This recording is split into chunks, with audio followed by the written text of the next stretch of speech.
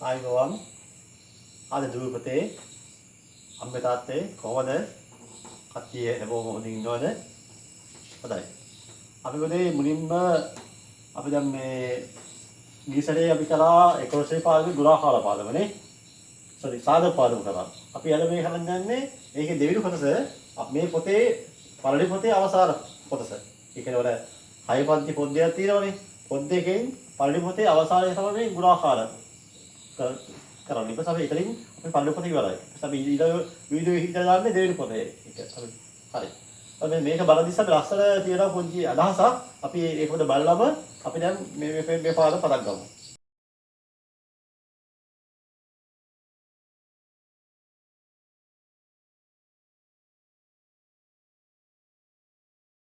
දැන් පේනවා මේ ලස්සන මෙහෙන් නේද?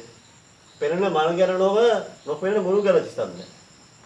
මොකද මොහොන්ද අදහස මේ වගේ ගහක් තියෙනවා. ගහේ ලස්සන මල් පිපිලා තියෙනවා. අපි හැමෝම කතා කරන්නේ මේ මල් ගැන නේද?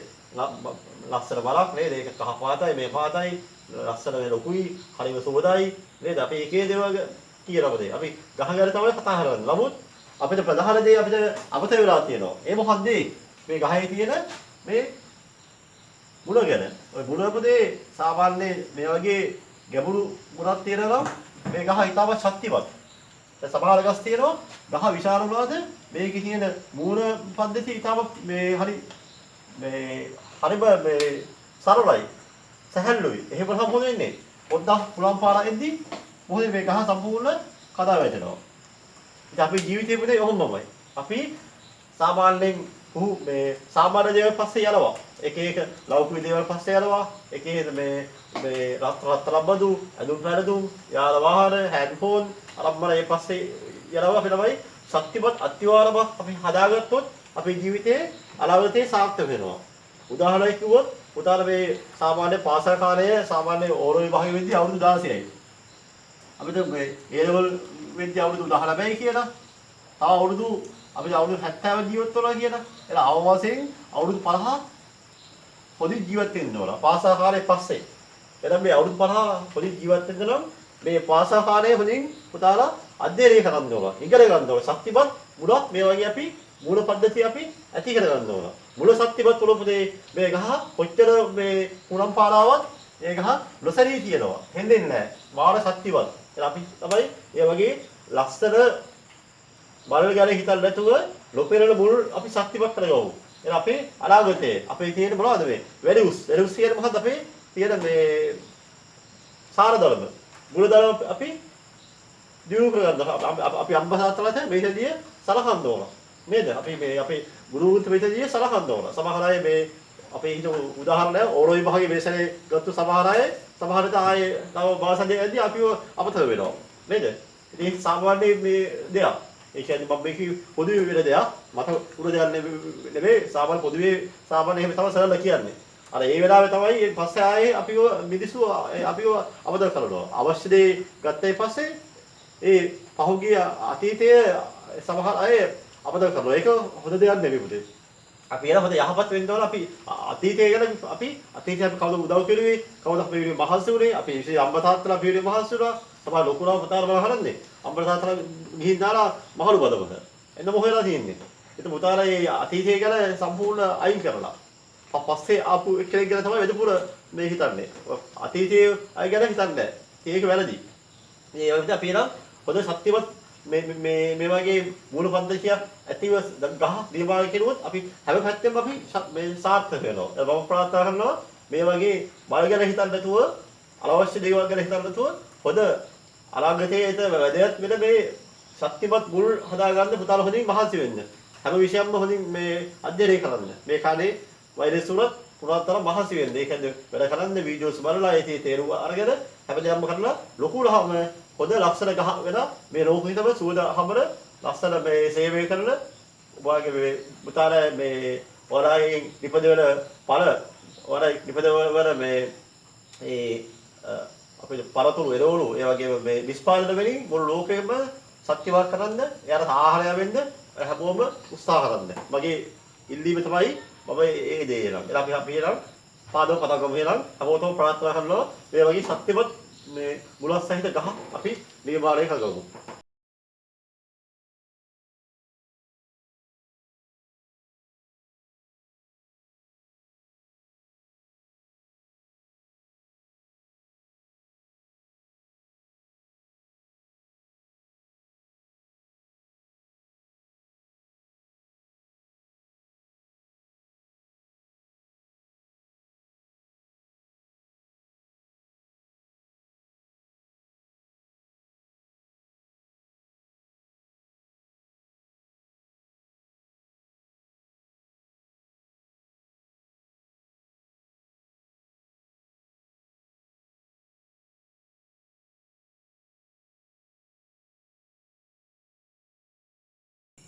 අර ඉස්සලා දැක්කනේ ලස්සන මේ අදහසක්.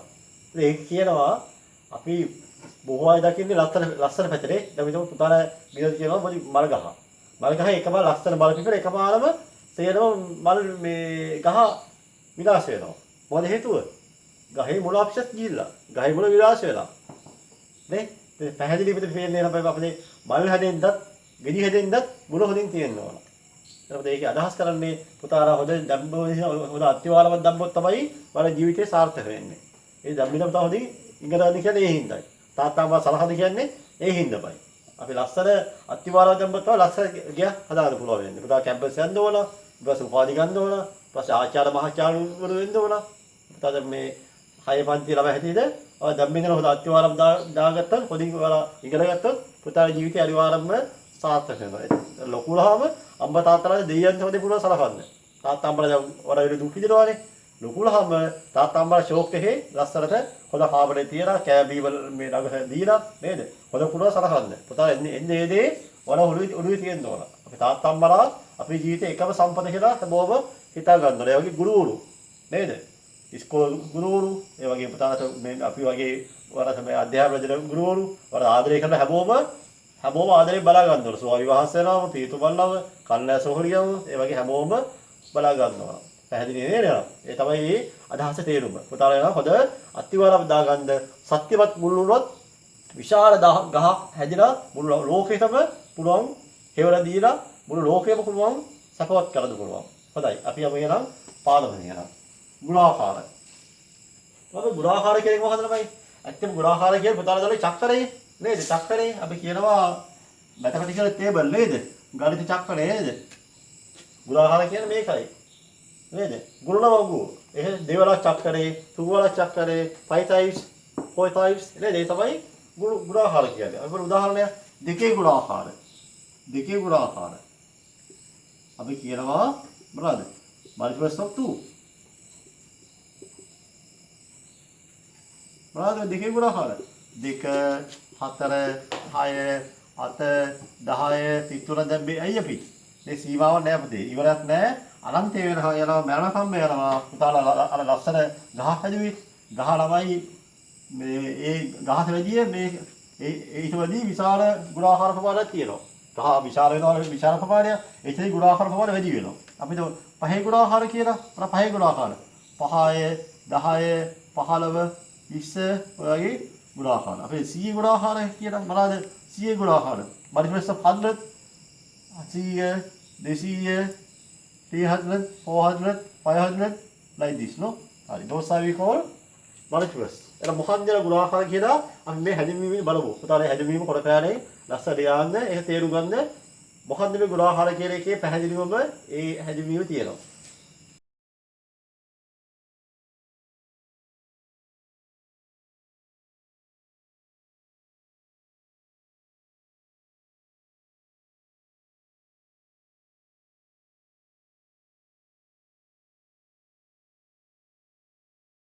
මේ තවදී උදාහරණ කීපයක් තමයි ලියාගන්න මේක. අර හැදීම බැලුවානේ. මේ තව උදාහරණ කීපයක්. මහන්දේ හැදීම කියන්නේ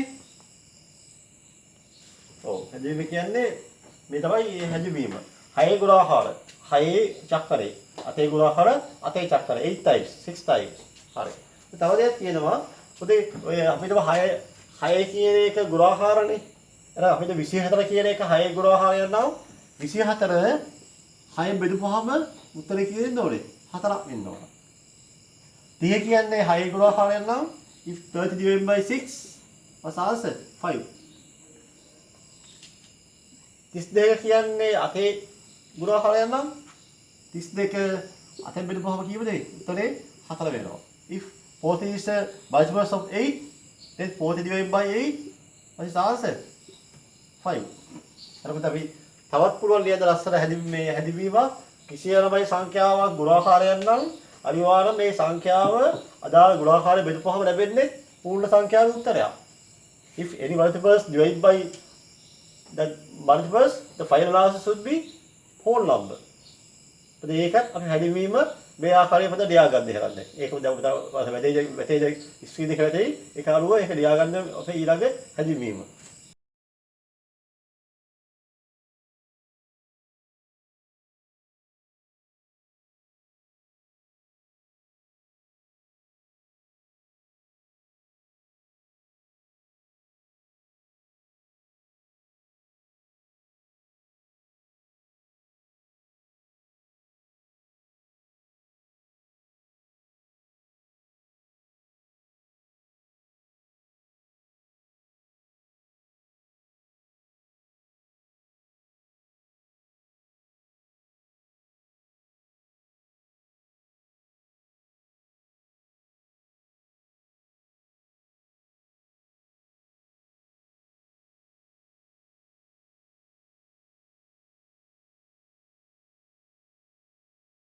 හරපතේ.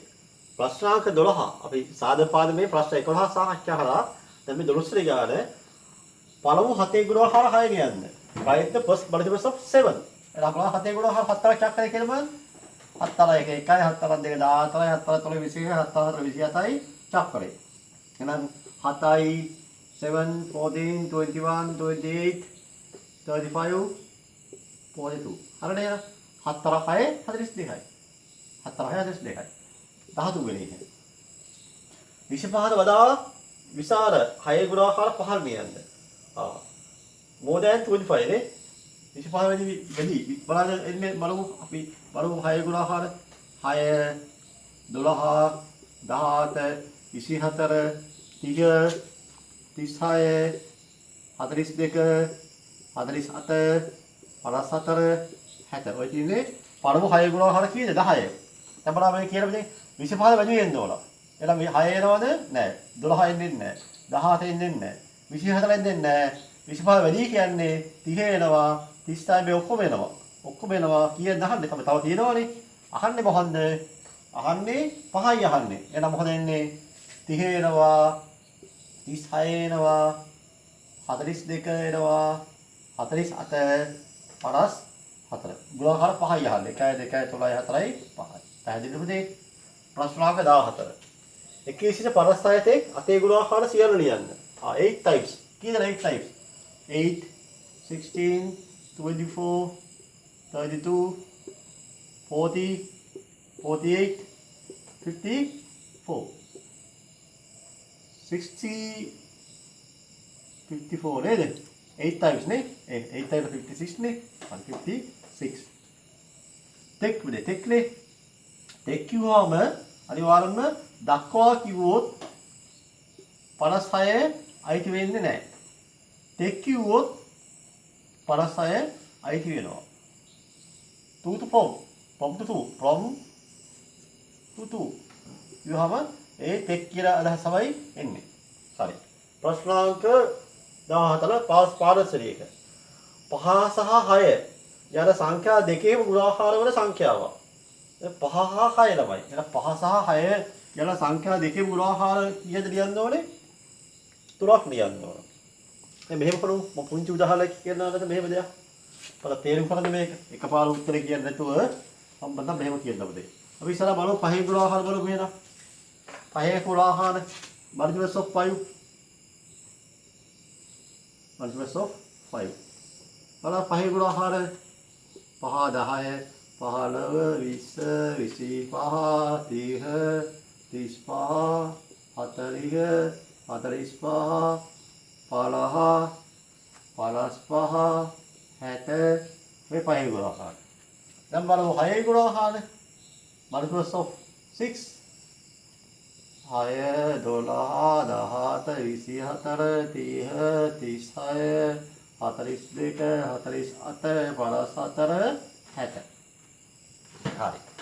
දැන් බලමු එහෙනම් ඔය 5 සහ 6 යන දෙකේම ගුණාකාර වෙන්නේ නැහැ.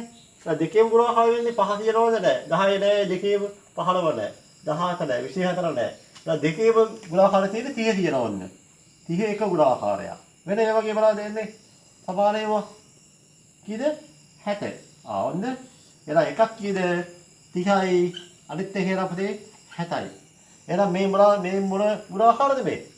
30 60 මේ මොනවද මේ 30 ගුණාකාර 30 වල එක 30යි 30 times 2 60 30 එක 30යි 30 වල එක 60යි ඊපස්සේ ඊළඟ එකේ මොකක්ද දෙනවා 30 2 ගුණාකාරය කීයද 90යි දැක්කනේ එහෙනම් පළවෙනි ගුණාකාර තුනයි අහන්නේ එතකොට මේක 3ක් දාන්නේ නැහැ only 3 numbers තුනක් අහන ඉන්න there is no those only 3 figures එහෙනම් 5 සහ 6 යන තුනෙන් බෙදෙන සංඛ්‍යා තුනක් තියෙනවා. තුනයි අහන්නේ අපි තුන ලිව්වා 30 60 90 කියලා. අපි දැන් හෝම්වර්ක් එක බලමුද එහෙනම් දැන්? තේරුණා නේද?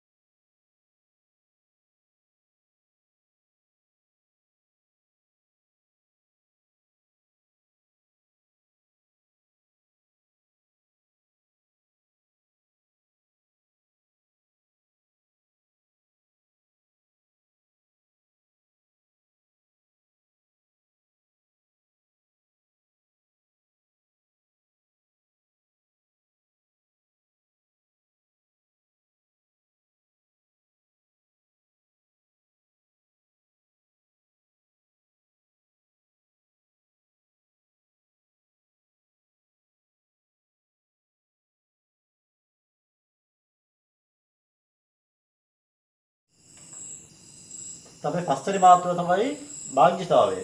divisibility. ඒ මොකක්ද ඒ?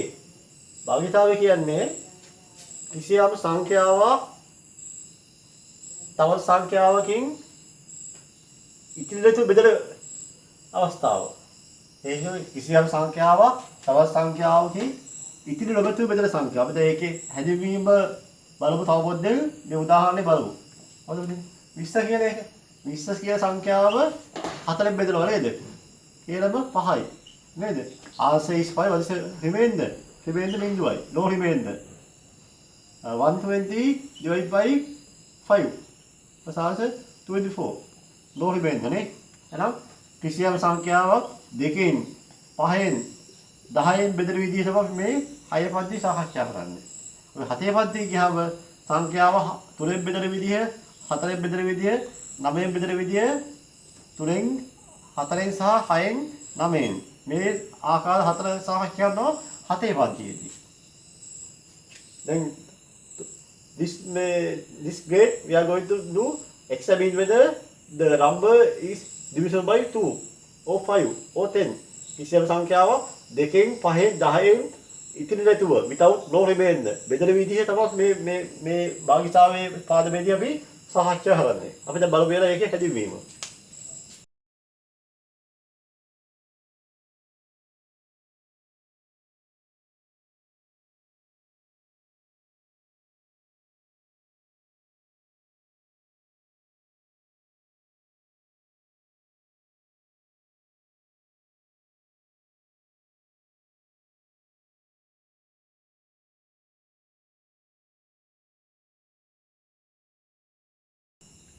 මේ තියෙන බෝඩ් එකේ සංඛ්‍යා කීපයක්. මොකද අපි මාතෘකාව examine whether the number is divisible by 4. සංඛ්‍යාවක් දෙකෙන් බෙදෙන්නයි සොයා බැලීම. divisible by 2. සංඛ්‍යා දෙකෙන් බෙදෙන්නයි සොයා බැලීම. ඔබ පුංචි නයි ගලක් මේ දුන්නම උදාහරණ කීපයක් බලමු. ඔබ හිතමු පරස් පහ දෙකෙන් බෙදනවාද? පරස් පහ දෙකෙන් බෙදනවාද? 26 දෙකෙන් බෙදනවද? ඔව්. divide by 2 නේ. මේ මොකද්ද 26 කියන්නේ? දෙකේ ගුණාකාරය. 36 කියන්නේ දෙකේ ගුණාකාරය. 43 දෙකේ ගුණාකාරය නෙමෙයි. 126 multiples of 2. Then 159 this is not the multiples of 2. 240 this is multiples of 2. This one yes divisible by 2. This is divisible by 2. This is not divisible by 2. එහෙනම් මේ සංඛ්‍යාව වලින් මෙයා දෙකෙන් බෙදනවා. මෙයා divisible by 2. මෙයා දෙකෙන් බෙදෙනවා. මෙයා බෙදෙනවා.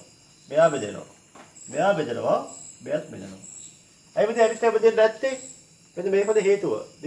This is a reason. පහ කියන්නේ ඔත්තේ සංඛ්‍යාවක්. 3 කියන්නේ ඔත්තේ සංඛ්‍යාවක්. 9 කියන්නේ odd number. 7 is a odd number. එහෙනම් කිසියම් සංඛ්‍යාව එක ස්ථානයේ තියෙන්නේ ඔත්තේ සංඛ්‍යාවක් නම් අදාළ සංඛ්‍යාව දෙකෙන් බෙදෙන්නේ නැහැ. The unit place of the any number is odd number that those numbers are not divisible by 2. එහෙනම් සංඛ්‍යාව දෙකෙන් බෙදෙනවා මොකද වෙන්න ඕනේ නේද? අනිවාර්යෙන්ම එක ස්ථානයේ බලලා තියෙන්න ඕනේ even number. මොකක්ද even number? 0 2 4 6 8. ඉතින් මේ සංඛ්‍යාව වලින් එකක් තියෙනවා නම් මේ බලන්න මේ අවසාන ඉලක්කම තියෙන 4යි. එහෙනම් දෙකෙන් බෙදනවා. 6යි දෙකෙන් බෙදනවා. මෙතන 6යි දෙකෙන් බෙදනවා. මෙතන 0. මෙතන 8. මෙතන 2. හැම සංඛ්‍යාවම එහෙනම් 0 2 4 6 8. මේ සංඛ්‍යාව වලින් එකක් තියෙනවා අවසානයේ ඉලක්කම ඒ තීර්ව සංඛ්‍යා දෙකෙන් බෙදනවා. එහෙනම් තමයි මේක ලියාගෙන ඉස්සලා අපි ඉස්සලා හැදින්වීම බලමු. හැදින්වීම බලලා අපි මේ උදාහරණෙදී පුතා ලියා ගන්න මේක. මෙහෙම ලියන්න. අර මෙහෙම ලියද්ද මෙතන දෙකෙන් නොබෙදේ. මෙතන දෙකෙන් බෙදේ. ලියනවා not divisible by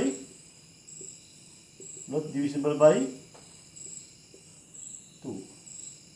divisible by divisible by මේ වගේ හැම එකම ලියලා මේක divide වෙනවා. not divide. divisible by 2. not divisible by 2. divisible by 2. දෙකෙන් බෙදනවා. දෙකෙන් බෙදෙන්නේ නැහැ. ඒ වගේම තමයි මේ වගේ හැම එකේ මේ වගේ ලියා ගන්න. අපි එනම් හැදිවි බලනකො තමයි මේ උදාහරණෙ ලියා ගන්න. ඊට පස්සේ අපි ඒකේ homework එක දෙන්නම්.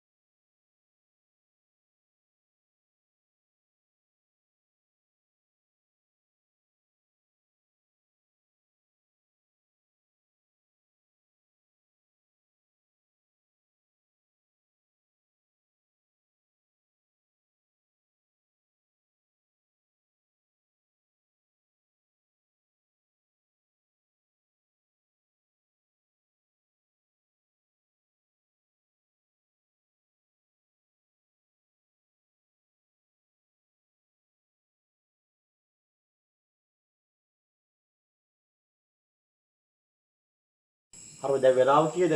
දැන් වෙලාව පාන්දර දෙකට ලඟ වෙලා ඉන්නේ. පාන්දර දෙකයි වගේ. ඊට මෙච්චර මහසේන පුතා විරුවේ ඉන්නේ මම හැමදාම කියනවානේ.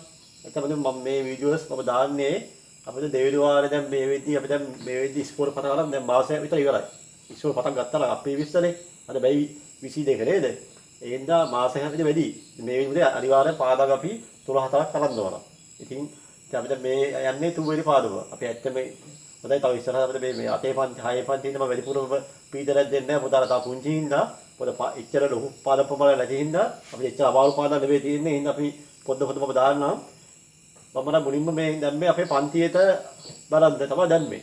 අපි මම දැම්මම YouTube එකේ එහෙම දාපුවා මුළු ලංකාවම පේනවා. ඉතින් දැන් මේක මුළු ලංකාවෙම මම කියන්නේ දැන් මේ වෙද්දි 16000ට වැඩිය කට්ටිය මේ වෙද්දි මේ වීඩියෝස් බලනවා. මේක ලොකු දෙයක් ගහලා පන්තිය වශයෙන් පිරිපුන් ගණිත පාසලේ අපි මුදේ කරන් දිදී හරිය කරනවා. පැහැදිලිව කරනවා. සමහර ඒවා හොඳට මේ ලොකු සංඛ්‍යාවක් බලලා තියෙනවා. ඒක ඇත්තම හොඳයි. පුතාලා පන්තියත් බොහෝම බලනවා. පුතාපති පුංචි උදාවක් කරන්න ඕන. දැන් හැමෝම මේ දල්ලායට මේ දේ කියන්නේ. කියලා මේ උදව්ව පොත තාත්තා බලපොත කියන්නේ පුතාලා ෆෝන් එකෙන් මගේ channel එක subscribe කරලා නැත්නම් දැන්මම කරන්න කියලා කියන්නේ. ඒ වගේ තව පුතාලා ගෙදර ෆෝන් ඇදලා වෙන ෆෝන් තව දෙකක් තුනක් තියලා හැම එකේම subscribe කරන්න බෑ. ඒකේ පුතාලට වීඩියෝ යන්නේ නැහැ. මට පොඩි උදව් වශයෙන් අපි මෙච්චරමයි ප්‍රමාණව බලන එකේ නම් අපි මේ සංඛ්‍යාව වැඩි වෙනවා පුතේ. මේක දැන් අපේ සංඛ්‍යාව පුරන්තරයි ඉපේ වැඩි වුණොත් තමයි මේ channel එක තව තවත් මේ ඉදිරියට යන්නේ. ඒ පුතාලා ඔය ඉනිමා කරනවා උදව් වශයෙන් හැමෝමලමයි අවමාසයේ 5 දෙනෙක්වත් මට subscribe කරලා දෙන්න ඕන. අවම 5 දෙනෙක් 10ක් 15ක් පුළුවන්. පුතාලා මොකද ගෙදර ෆෝන් දෙකක් විතර තිබුණොත් අනිවාර්යෙන් දෙන්නයි. තව ආහාර පහන ඉන්නවනම් පුතාලා ලෑදෑයෝ ලේසිව පුළුවන්. තව උන්දලා ඈතයි ඉන්නවනේ. ඔය ගාල්ල වාතලා හම්බත්තසලේ මහදුරේ බණ්ඩාරවල බඳු මේ යාපරේ නේද? මේ හැමතැනම ඉන්නවනේ ලංකාවේ දාලා යාළුවෝ. ඒ යාළුවෝත් කියන තාත්තම්බලා කියන විශේෂයෙන් මොකද පුතාලා ෆෝන් නැහැනේ. තාත්තම්බලා කියන්නේ සර් කිව්වා කියලා පුරාතරම් මේ සබ්ස්ක්‍රයිබ් කරලා වැඩි කරන්න පුංචි උදව්වක් දෙන්න කියලා පුතේ. පුරෝහය විතරක් කරන්න පුතේ බැරි අය කරන්න එපා. මේ රට සර් බඩි ඉඳන්නේ මේ සබරා මේ කියන්නේ කියලා මේ පුංචි ඉන්නේ මම මේ ලොකු දෙයක් නෙමෙයි. මේ අවවාසේ 5 දෙනෙක්වත් කරන්න පහත වැඩිය 10ක් 15ක් හරි කරන්න මට පුළුවන් නම් පුතාලා එහෙම ඒ උදව්ව කරපුවා නම් පොඩි එක්ස්පිරියන්ස් දාන්න සර් මම 10ක් කිරුවා 5ක් කිරුවා කියලා පොඩි එක්ස්පිරියන්ස් දාන්න. මම පුංචි ඉල්ලීමක් කරන්නේ පුතා අපි පුතාගෙන මහසි වෙනවා. මේ මහසීමේ ප්‍රතිඵල තමයි දේවාල අපි ඉපරින්ම සිලබස් එක අවසන් කිරීම. අපි එහෙනම් බලමු අද දවසේ ඊළඟ වාස්තුභාව අපි බලමු සංඛ්‍යාව පහෙන් බෙදෙන විදිය බලමු. සංඛ්‍යාව පහෙන් බෙදෙනයි නිර්ණය කිරීම. Examining whether the number is divisible by 5. එතන සංඛ්‍යාව පහෙන් බෙදලා කියන කොහොමද අපි චෙක් කරන්නේ? අපි බලමු උත්තරපති අපි බලමු සංඛ්‍යාව 1085 2013 1930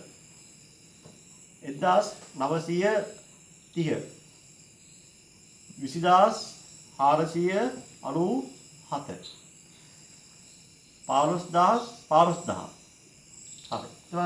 මේ සංඛ්‍යාව පහෙන් බෙදනවද? බලන්න 195 පහෙන් බෙදනව නේද? ඇයි හේතුව අවසාන ඉලක්කමදී 0.5 තිබුණොත් ඒ සංඛ්‍යාව පහෙන් බෙදනවා. මේකමදී අවසාන ඉලක්කම 3 හින්දා පහෙන් බෙදෙන්නේ නැහැ. මේක පහෙන් බෙදනවා. මේක අනිවාර්යෙන්ම පහෙන් බෙදනවා. මේක බෙදෙන්නේ නැහැ. මේකත් අනිවාර්යෙන්ම බෙදනවා. ඊළඟට මොකද නීතිය එහෙනම්? කිසියම් සංඛ්‍යාවක එක ස්ථානයේ මේ තියෙන එක ස්ථානයේනේ. ඒක යුනිට් ස්පේස්. එක ස්ථානයේ යුනිට් ස්පේස් එක. යුනිට් ස්පේස් එක බිඳුව හෝ පහළම් අදාළ සංඛ්‍යාව පහෙන් බෙදනවා. මෙතන මේ හතෙන් මේ පහෙන් බෙදෙන්නේ නැහැ. අපි හිතමු මේ වගේ සංඛ්‍යාවක්. අපි හිතමු මේ වෙද්දි ලෝකෙම කොරෝනා වෛරස් අපි හිතමු ලක්ෂ 33 ලක්ෂ අපි හිතමු කොච්චර ඉන්නේ. 30 අපි හිතමු 33 ලක්ෂ කියා ඉන්නවද? 33 ලක්ෂනේ 33 ලක්ෂ කොහොමද ලියන්නේ? ඒ 33 ලක්ෂ 3 මිලියන් නේද? 33 ලක්ෂ අපි 65000 ඉන්නවා කියලා. 65000 7ක් ඉන්නවා. 75000 දෙකක් ඉන්නවා. 33 ලක්ෂ 65000 දෙකක් ඉන්නවා වෛරස් හැදිරුවා. එහෙනම් මේ සංඛ්‍යාව පහෙන් බෙදනවද? බෙදනවද? මේ විශාල කොච්චර විශාල සංඛ්‍යාව වුණත් පුතා චෙක් කරලා අවසාන සංඛ්‍යාව. It is not a 5 log 0 of not 5. බිඳුව නෙමෙයි පහක් නෙමෙයි. අනිවාර්යයෙන් මේ සංඛ්‍යාව පහෙන් බෙදෙන්නේ නැහැ. අපිට මේ සංඛ්‍යාව මේ විදිහට තමයි කොරෝනා වෛරසය නම් මැරිච්ච සංඛ්‍යාව අපිට කීයද? අපිට 1,36,000 අපිට 1 මිලියන 367,439 මේ සංඛ්‍යාව මොකද වෙන්නේ? පහෙන් බෙදනවද? නෑ නේද? ඒ හේතුව අවසාන සංඛ්‍යාව පහ නෙමෙයි හින්දා බිඳුව හෝ පහ නෙමෙයි හින්දා මේ සංඛ්‍යාව පහෙන් බෙදෙන්නේ නැහැ. එහෙනම් අපි මොකක්ද අපේ අවසාන නිගමනය? කිසියම් සංඛ්‍යාව එක ස්ථානයේ බිඳුව හෝ පහළම් අදාළ සංඛ්‍යාව පහෙන් බෙදනවා. එහෙම නැත්නම් පහෙන් බෙදෙන්නේ නැහැ. එහෙනම් මෙතන ලියා දාන divisible by 5. not divisible by 5. පහෙන් බෙදෙන්නේ නැහැ. මෙතන divisible by 5. මෙතන not divisible by 5. divisible by 5. ඒ වගේ මෙතන මේකේ උදාහරණ ලියා ගන්න. ලියලා මේක ඉස්සරහ ලියා ගන්න මේක පහෙන් නොබෙදේ. පහෙන් නොබෙදේ කියලා ලියා ගන්න. අපි ඉස්සරලා අපි හැදින්වීම බලමු. හැදින්වීම ලියාගෙන මේ උදාහරණ ලියා ගන්න.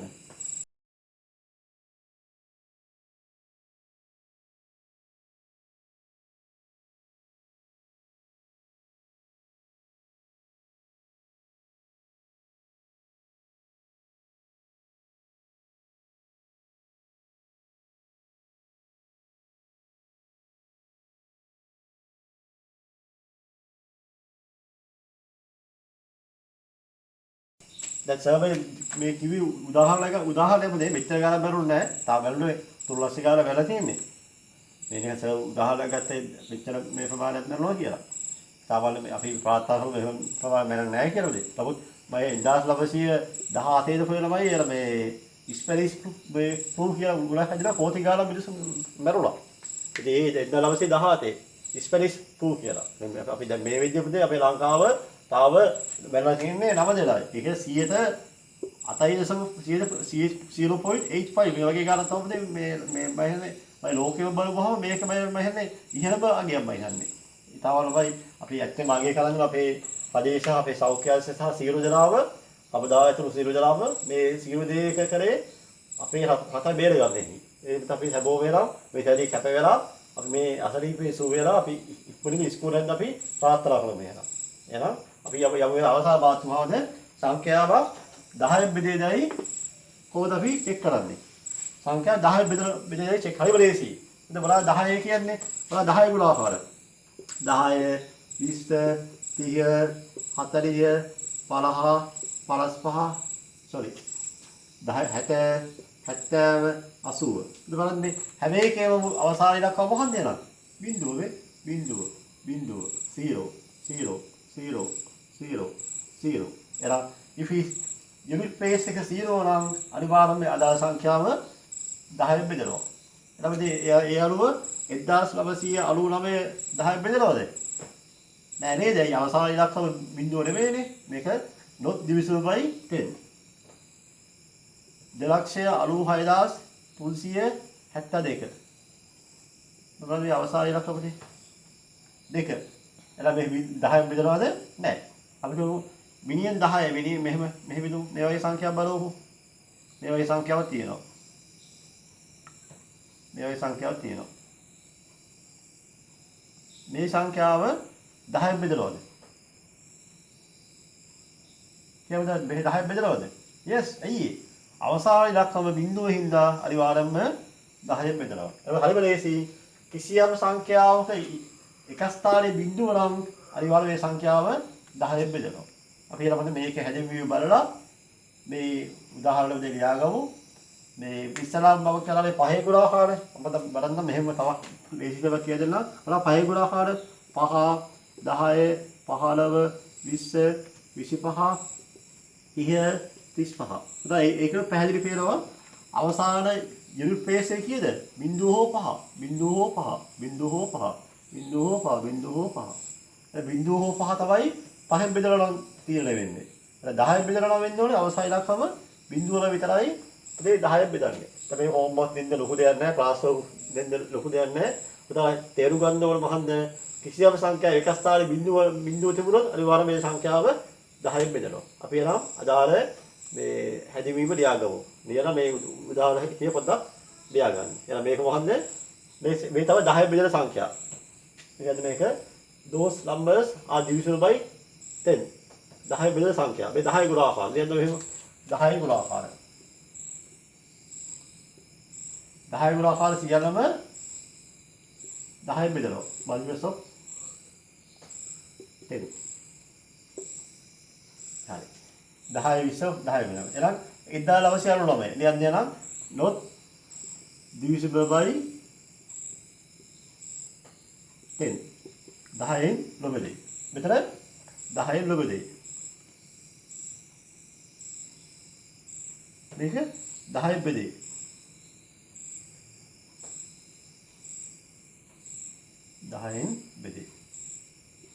හරි. දැන් ඔය කියලා මම මෙතන හෝම්වර්ක් ටික කරමු. ඉතින් පාදම අවසානයි. අපි ඉතින් හෝම්වර්ක් එක ඉස්සරහම දාලා හැදීමීම ලියා ගන්න. ලියලා මේ ටික ලියා ගන්න.